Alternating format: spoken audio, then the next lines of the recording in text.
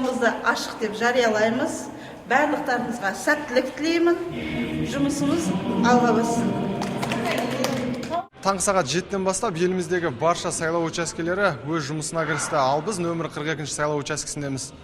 Агүл апай, осы сайлау учаскесі туралы ақпарат бере кетіңізші? Иә, осы 42-ші сайлау учаскесі біз қалалық Шымкент қаласы номер 28-ші сайлау учаскесіне қараймыз. Ол жерден бізге 3 үміткер түсіп отыр.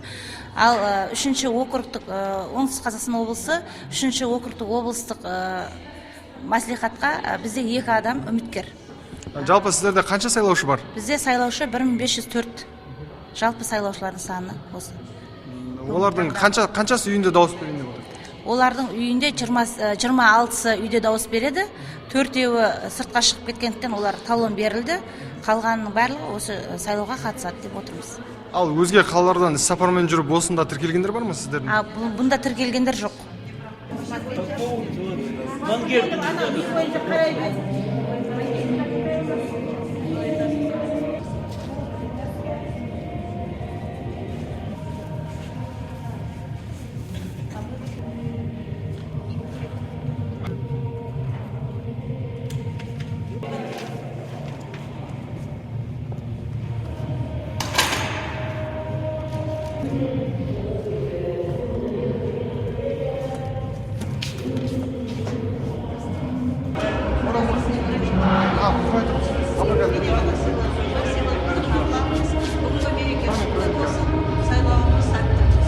Нөмірі 42-ші сайлау учаскесінде алғашқылардың бірі болған сайлаушылар өз таңдауын жасады. Олай болса, алғашқы сайлаушымыздан бір-екі ауыз сұхбат алсақ. Бірінші болған деп ойлаймыз ба негізі?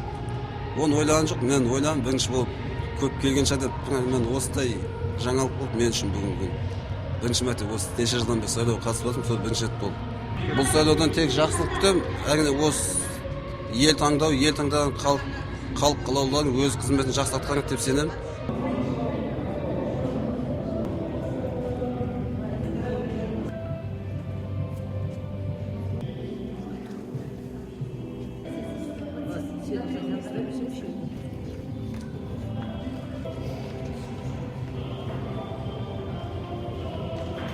Біз таңертеңгілік осы жерден келгеннен бастап, біз осы жердегі Қазақстан Республикасының Конституциясына сай осы жердегі сайлаудың дұрыс өтуін қадағалаймыз, және олар жерде ешқандай бұзушылықтардың болмауын қадағалап отырамыз.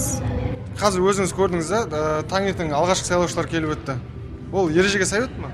Әрине ережеге сай болып өткенін біз осы жерде бақылап отырмыз.